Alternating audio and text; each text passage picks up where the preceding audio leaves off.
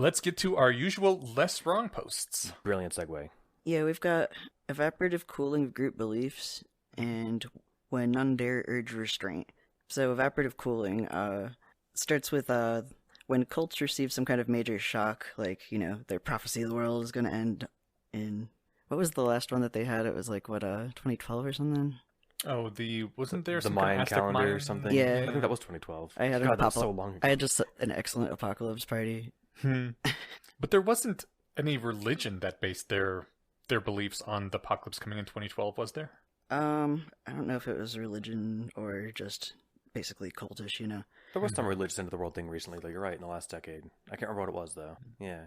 Well, anyway, when cults or, religions receive this kind of major shock, they often come back stronger than before with increased belief in fanaticism, which, he also mentions, like, you find out, like, the founder of your cult is, like, fucking 12-year-olds or something. Oh, well, I mean, that too. Yeah. Some people are like, well, as long as God's speaking to him, whatever. But yeah, sometimes you just find out that he was a sci-fi author who liked to make shit up and thought that he could make more money by making a religion. That's oddly specific. That's Scientology. The conventional interpretation of this phenomenon is based on cognitive dissonance, because they can't possibly admit they were mistaken, so they have to find reinforcing thoughts to counter the shock, and therefore incentivized to become more fanatical. But Eliezer has a different interpretation. Yeah. Do you want to... Sure, he says, that's the conventional interpretation, but, like, when you actually see this happen to groups, who gets fed up and leaves first? Is it an average cult member? Or a relatively skeptical member who previously might have been acting as a voice of moderation, a break on the more fanatical members? So when a major shock like that happens, the people who are already kind of on the, I'm not sure quite how much to believe this alien pyramids thing, are like, wow, this is total craziness, and I'm leaving, guys. Peace out.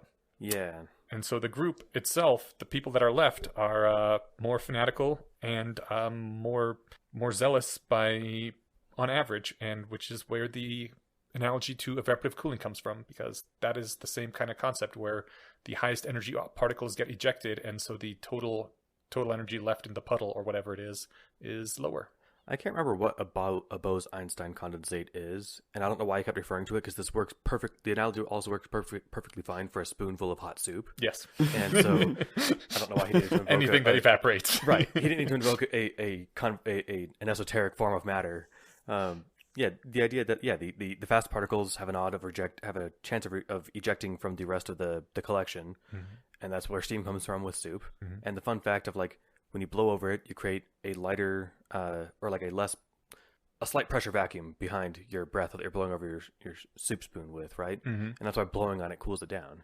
Like there's an actual intuitive understanding of why that works. I also have an evaporative cooler, which is awesome, and it literally just is a reservoir of water with a fan that blows over it, and as the water evaporates, it lowers the temperature, so it works as a really cheap air conditioner. That's Quite really effective cool. too. Huh. Yeah. Anyway, the analogy is so perfect, and I think it's because it's just so ingrained. And now, I don't know when I first read this, but now I've seen this a few times, and it's like, this is just the perfect thing to point at, because it's like, oh, I've seen this before. Okay, yeah. Isn't this kind of like how at least all online social groups seem to be? I was thinking fandoms. Or fandoms, yeah. They tend to too. always get more extreme in one direction or another over time, because the people who aren't extreme are like, Jesus, fuck this, I'm leaving. So there's an important consideration for that in this post. That this is why it's important. One reason that it's important to be prejudiced in favor of tolerating dissent, right? So I was out of the loop because I'm not on the Discord that much, but our guest Cornelius from the last episode was on the Discord a couple of times and didn't enjoy their experience, because I think the first time they were pretty much hassled, and that sucks. I don't know what happened the second time, but we don't even have to recap it because I wasn't there. Most listeners weren't there. But point is that if they were ejected because it's like, you know what, we don't like you, get out, which I don't think is what happened. No, both times that did not happen. He left of his own volition. Okay. Well, I think the first time there was some kind of bullying involved, which I totally get. That is basically ejecting them. But long story short, whether we're monarchists or not, or whatever positions, and there are some things that are so intolerable that you say, look, no, we're not hanging out with this. But I don't think he was that. Anyway, you keep dissenters around. Yeah. if your friends are all if your friends all have your same beliefs, you need more friends, right? Yeah. Or at least need different friends. It's valuable. This is why, like, and related, but it's if you can't imagine, if you're sitting there and you're saying, I can't imagine why anyone would believe this very common belief, and it's like, then you're not. Then you need to meet more people. Yeah. I have a fairly tolerant kicking policy on our Discord, and I mean it's basically for this reason. I had forgotten that this post exists. I must have just really internalized it, but I want to not let it descend into a place that's extremist in any particular direction. And so, yeah, sometimes there's people that I just really can't stand, and I'll put them on ignore personally or something, but I don't want to kick them out of the server unless something more radically bad happens. It's interesting because, I mean, this admonishment to remember to keep people with dissent around doesn't really say how to solve that problem. No. Right? If you find some people objectionable, it really just does take a handful of active keyboard people to ruin an entire online community. I try to keep people around who have dissenting positions, even extremist dissenting positions, but as long as they're kind of like... still civil. Yeah, civil, or even better than civil, like still able to have fun, to be kind of jokey, to treat other people as humans. That's a big thing for me. Like, I can really strongly disagree with Wes on some things, but Wes always kind of makes a joke out of it and pokes fun at me or whatever, and I do the same thing back, and then it's fine, because you know what?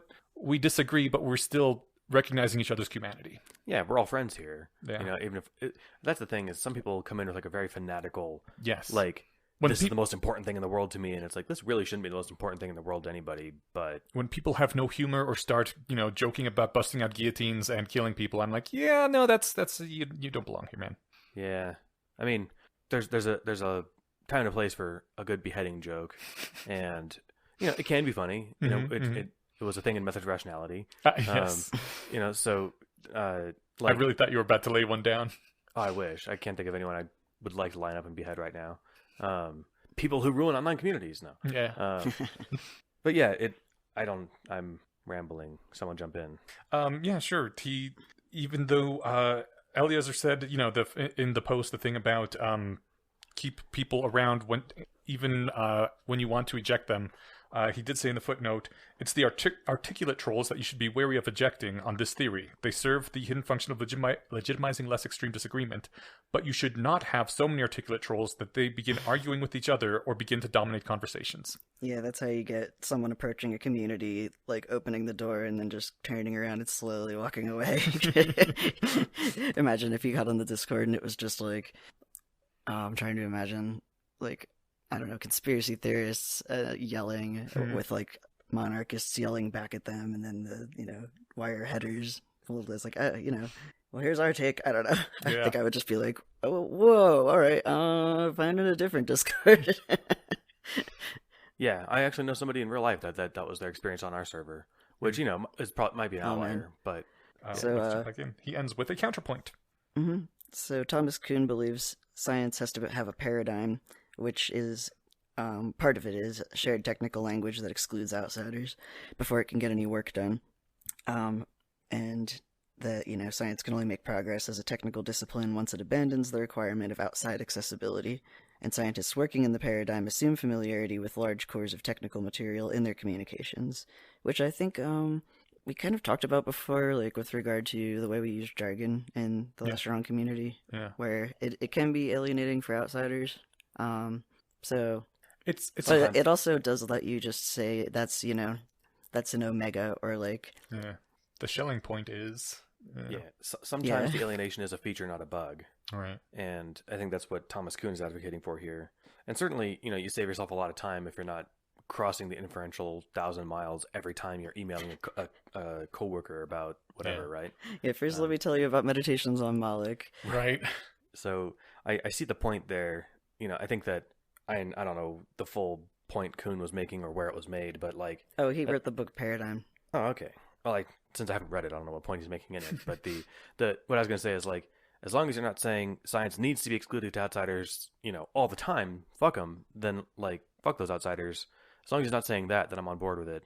I think the idea is, like, we have the inner circle where we all talk our shared jargon language, but we still have, the entry level area where people can come in and learn the jargon and then join the community, right? Yeah, I mean, yes. I think we personally in the Denver area are kind of in a weird situation where sometimes outsiders join and they don't know the jargon and they aren't comfortable and then they leave again immediately. And like, I think Bayesian rationalism has the on-ramp of basically the methods of rationality as the largest one, and the sequences. The sequences too, but the sequences are so fucking long that you can't point people at them. Yeah, actually, when I first, at some point, Eliezer linked to the sequences when I was first reading Methods of Rationality, or I think it was actually like in the beginning. It's like, if you want to learn everything, there used to be that little disclaimer or intro that was like, if you want to learn everything Harry knows, come over here. And I remember at one point clicking on it and being like, there's a lot of math in this. I'm going to set this aside for now. And then I had to come back to it quite a bit later and like it's a couple dedicate time. Yeah, it's a couple encyclopedias worth of text. It's not exactly light reading. Yeah. And if you're not into Harry Potter fanfic or Eliezer's particular style of fiction and humor, then that's going to be a hard sell. Like, I think on one hand, this is a feature. It keeps the community more tightly focused on the sort of semi-autistic people like us who are really into this thing and select it naturally. So I don't know how much we should focus on outreach, but obviously if we're trying to raise the sanity waterline of society in general, we're going to need some sort of on-ramp kind of thing, like when churches have open house Sundays or whatever that anyone can come to, that is doesn't talk nearly as much about, the hardcore beliefs that about Xenu and the volcano, and talk more about things like your Thetan levels or whatever. Loving your neighbor and loving your neighbor. Yeah. That's right. Yeah. But not lusting your neighbor. No, that's a sin. But loving them. Yeah. But yeah, no, I know what you mean. It's luckily there are parts of the community that focus on that sort of thing specifically, right? So are there? I mean, there's I don't know if CFAR has like specifically outreach as a goal, but like how to operationalize making this stuff stick is something that they work on. I know EA has probably this. the most outreach. Yeah. Also, some podcasts like Julia Galef's podcast, Rationally Speaking, that seems to be aimed much more at a general audience. Yeah. Than ours is. All right. Okay. I think we're good on that one. Yeah. Then the next post was When None Dare Urge Restraint. This is the post where he calls the 9/11 hijackers brave heroes. Yes. I thought trigger of that warning. I listened to that on the drive over this post, and I was like, man, someone could uncharitably summarize this post that way, and obviously it'd be like the most uncharitable, take ever. Mm-hmm. But luckily, no one has. I don't think. If they have, they're idiots, and no one's heard them. So it's not a legitimate criticism. Yeah, I mean, it was one of the first things that Sam Harris brought up, right? Was that a lot of people called it hijackers cowards, but they aren't. This was like close after 9/11. Yeah, I think The End of Faith came out in like 2003. You're right, give or take a year. So yeah, I mean that's the thing is, I think in another post down the road somewhere, Eliezer is like, if someone describes the terrorists as like, or the Taliban as like, people with bat wings who spit acid, like you're not allowed to disagree with them because that's a favor, that's favoring the enemy, right? Yeah. And things got about that stupid. So they did. He points out basically, everybody hated the 9/11 hijackers, and for good reason, but also it immediately became the case that anyone who attacks the enemy is a patriot, and whoever tries to dissect even a single negative claim about the enemy is a traitor. God, this post feels prescient. He also says it's just too dangerous for there to be any target in the world, whether it be Jews or Hitler, about whom saying negative things trumps saying accurate things. And I mean, this is just this thing we see all the time nowadays, right?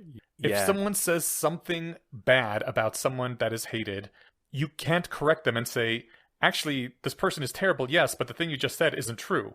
Because then they're like, oh, you're defending a racist, or, oh, you're defending whoever, you are as bad as them. Some corners of the web are terrible, and like it's like they're trying their best to be like an example of this sort of mentality. Yes. And it's like I couldn't write a story with characters in it that are doing a better job than you guys are.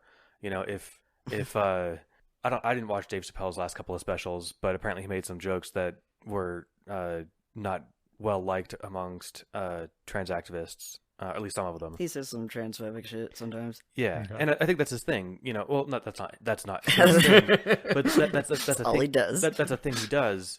But I think that, and I haven't seen the special, and so I'll watch it eventually, so no one needs to correct me. But let's say hypothetically that the version of what I heard was true, that something like he had said, like, there's one group you're not allowed to make fun of anymore, and that's trans people. And then he proceeds to prove his point by making fun of trans people.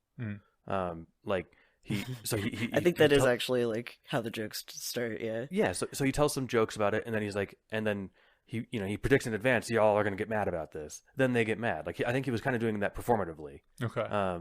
So, if someone were to be like, oh no, good example, J.K. Rowling, actually. Yeah. Because she said some stuff that is objectionable, and some stuff that's like, okay, yeah, I can kind of see your point. I disagree with it.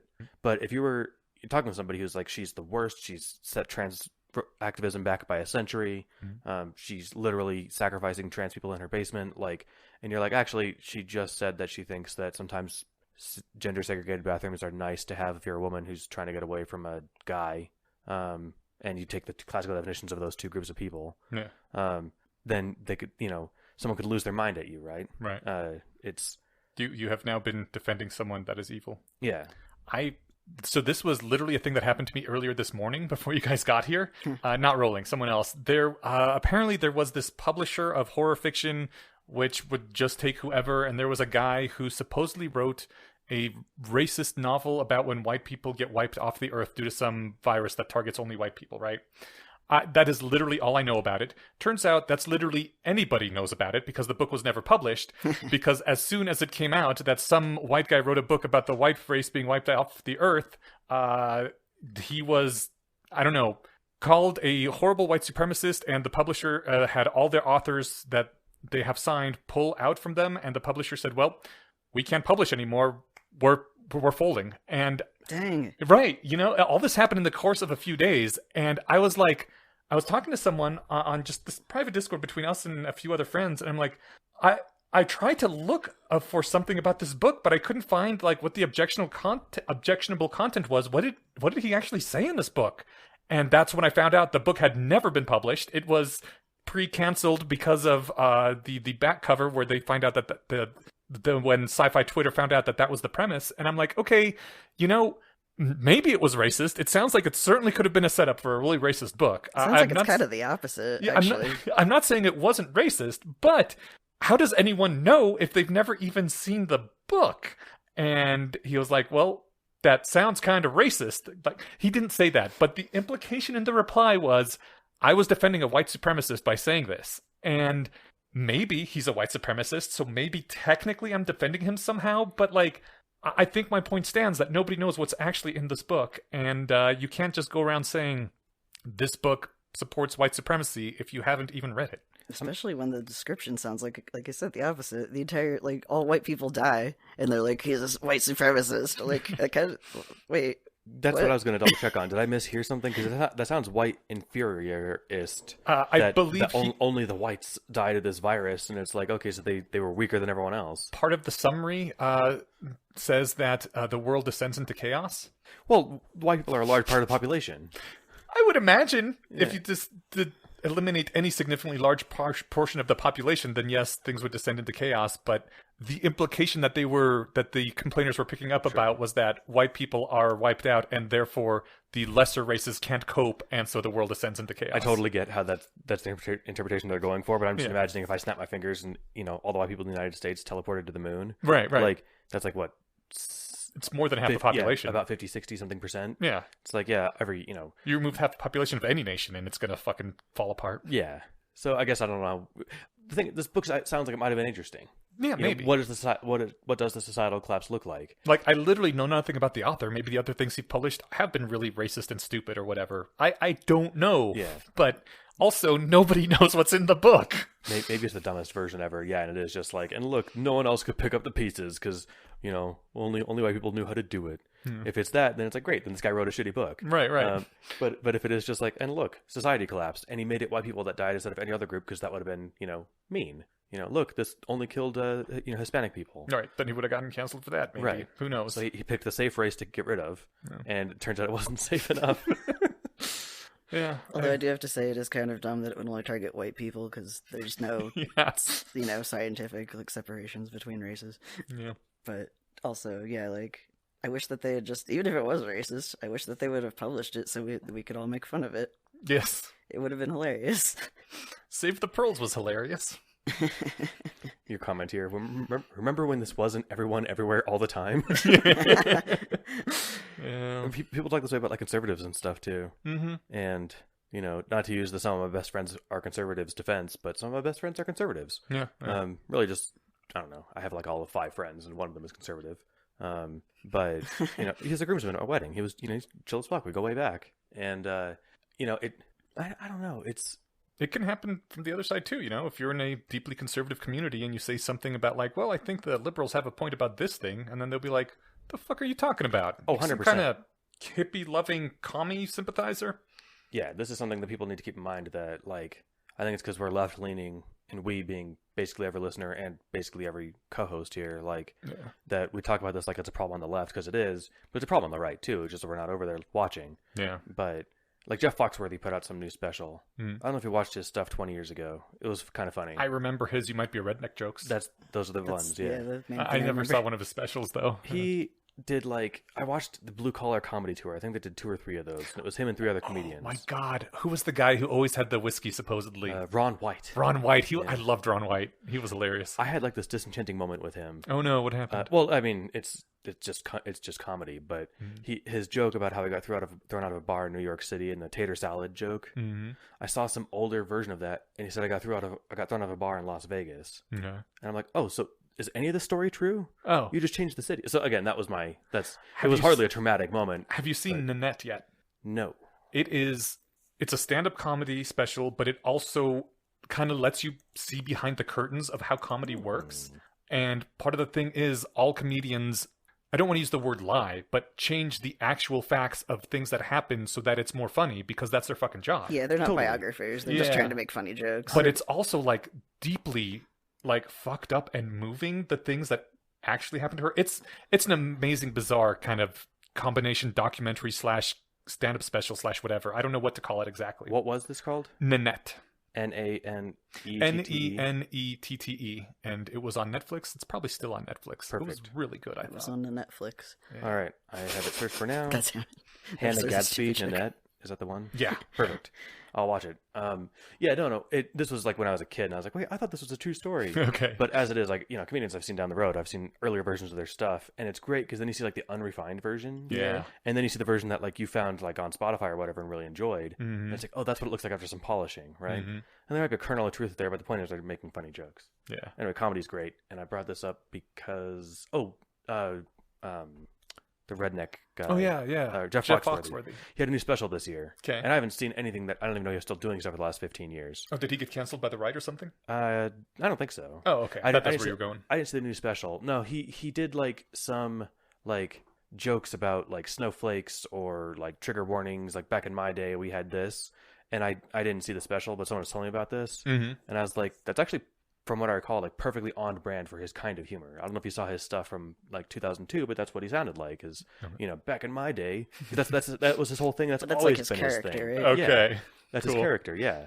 And so I don't know what his jokes were, but it was a similar sort of vibe where it's like I don't know if he was actually being offensive or if literally the people who are watching and complaining about it just literally weren't alive when he was making jokes before and aren't familiar with his brand of humor. Okay. So I'm not saying it's a good special. I haven't seen it, but I'm just saying, it exists. It exists. Okay. Yeah. Once restraint becomes unspeakable, no matter where the discourse starts out, the level of fury and folly can only rise with time. Yes. Yeah, that's why I like being called out on my bullshit. Mm-hmm. Yeah. We did have a third one to cover, but I don't know how much we want to cover in here. The Robbers Cave experiment. Yeah. There wasn't much to cover because was this you, Ash? This post was disemboweled by the replication crisis. That was me, yes. We're all familiar with the Robbers Cave experiment. If we're not, we can go read this post. But also, it turns out that it was highly manipulated by the people running it. It was the second time they tried this experiment, second or third, because the first time it didn't give them the results they wanted. And I don't trust anything from this experiment due to that fact. You mean you can't extrapolate something about all humans from 22 11-year-olds from Ohio or whatever? Especially not when they are being manipulated by adults into doing exactly what the adults want them to do. Like, I think it's really good evidence that an adult can manipulate an 11-year-old into hating another 11-year-old, but That's all I'm really willing to say about it. I like to imagine just like that the third trial that they got this one, and they leaned in like, that kid over there called you fat. And, like that's how they kicked off the beefs, right? Yeah. The point is like, you get outgroup hostility and you can unite against a common enemy. Yeah. Those things I think you don't need an experiment to verify, but I actually would be curious to see like this experiment done correctly with pre-registered hypotheses and whatnot. Well, or like an analysis of like historical catastrophes, or we've got two neighboring nations that hit each other, and then Alexander the Great comes pummeling in. Did they team up against him, or did they fight each other to death and let him walk in and win? Yeah. I have no idea. Yeah. Some historian could look at it and be like, actually, no.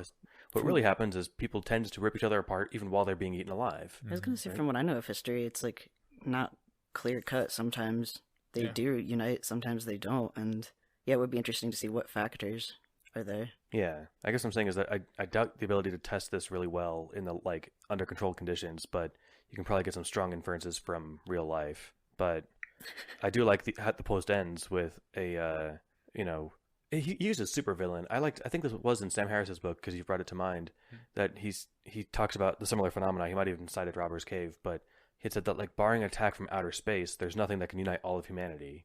Yuzakowski says we need a supervillain. Yeah, it's good work. But good work. Yeah, the one of the, I don't know if I would even call it a finding of the study, it's something people already knew, is that if you have a common enemy, people will unite against that common enemy. Sometimes, yeah. That's when I was going to mention Lead Tasso, but I have to wait. So yeah, okay. Not there yet. I just ended it with Ozymandias did nothing wrong. He was saving the world, man. Yeah, that's right. And we're talking about Watchmen as Ozymandias, not the yes. LessWrong poster. Although also they didn't do anything wrong either. In fact, they did quite a good number of posts. Oh, we should talk about some Ozzy posts sometime. Anyway, yeah, I'd be down for that. Super into it. Cool. All right, so for next time, we are reading the LessWrong posts. Every cause wants to be a cult, and reversed stupidity is not intelligence. Love that one. Mm-hmm.